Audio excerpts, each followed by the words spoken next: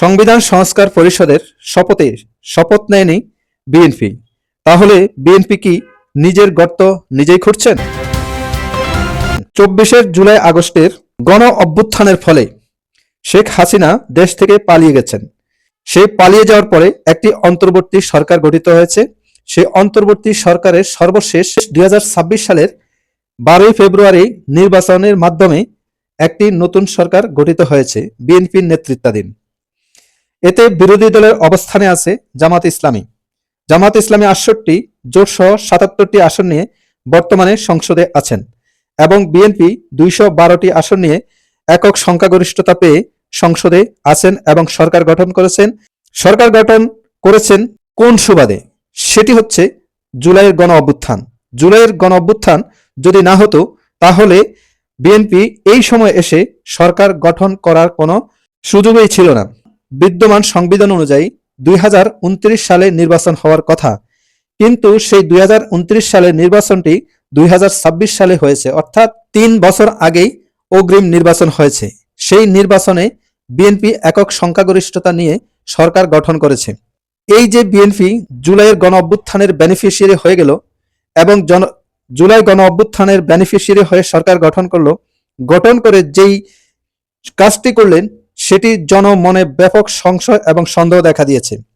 তাহলে যেই কাজটি করেছে সেটি হচ্ছে জুলাই গণ অভ্যুত্থানকে স্বীকৃতি দেওয়ার জন্য সংবিধান সংস্কার পরিষদের যেই শপথ নেওয়ার কথা ছিল সেখানে বিএনপি শপথ নেয়নি।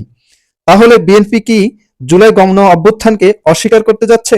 যদি জুলাই গণ অভ্যুত্থানকে অস্বীকার করা হয় তাহলে বর্তমান সংবিধান অনুযায়ী এই সময় যে তারা নির্বাচন করে ক্ষমতায় গিয়েছে, এই নির্বাচন করে ক্ষমতায় যাওয়াটাও তাদের জন্য বর্তমান সংবিধান অনুযায়ী একটি অবৈধ কাজ হবে এবং ক্ষমতা দখলটাও অবৈধ হবে।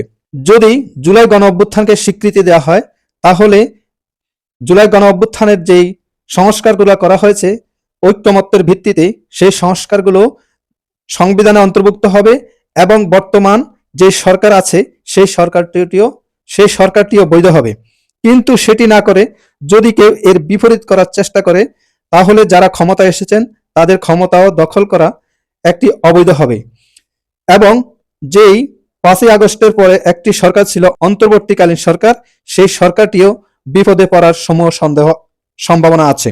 তাহলে এই যে একটি বিপদ আসার সম্ভাবনা জিয়ে রেখে গণ পরিষদের শপথে স্বাক্ষর করেনি, এটি হচ্ছে বিএনপির জন্য একটি কাল হওয়ার সম্ভাবনা আছে। আমরা আশা করব যে সরকার গঠন করেছে বিএনপি 200 আসনের বেশি নিয়ে, এই 200 আসন দিয়েও তারা সংবিধান সংস্কার করতে পারে। তারা আগামী জাতীয় সংসদের নির্বাচনের যে প্রথম বৈঠকটি হবে সেই বৈঠকে তারা এটি বিল উত্থাপন করবেন এবং বিল উত্থাপন করে সেখানে এই জুলাই অভ্যুত্থানের যে সংস্কারগুলো করা হবে বিল আকারে উত্থাপন করবেন, সেটি সংসদে পাশ করে নেবেন এবং সংবিধানে অন্তর্ভুক্ত করবেন। যদি সেটি করেন বিএনপি তাহলে হয়তো ভবিষ্যতে তাদের বাঁচার একটি সম্ভাবনা আছে। না হয় অবৈধ ক্ষমতা দখলের দায়ে ইউনূস সরকার যেমন ফেঁসে যাবেন, জুলাই বিপ্লবীরা যেমন ফেঁসে যাবেন, ঠিক তেমনি ভাবে যেই বিএনপি এখন অগ্রিম সংসদ নির্বাচনের মাধ্যমে 3 বছর আগে ক্ষমতা এসেছেন সেটিও তাদের জন্য অবৈধ হবে এবং এই অবৈধ ক্ষমতা দখলের দায়ে তারাও একসময় ইতিহাসের কাঠগড়ায় দাঁড়াবেন। আমরা দেখতে পাচ্ছি যে বিএনপি ক্ষমতা আসার সাথে সাথে বাংলাদেশের বিভিন্নখানে আওয়ামী লীগের অফিসগুলা খুলে দেওয়া হচ্ছে। ইতিপূর্বে আমরা দেখেছি পঞ্চগড়ে একটি ঘটনা ঘটেছে, সেখানে সংসদ সদস্য নিজে দাঁড়িয়ে আওয়ামী লীগের অফিস খুলে দিয়েছেন।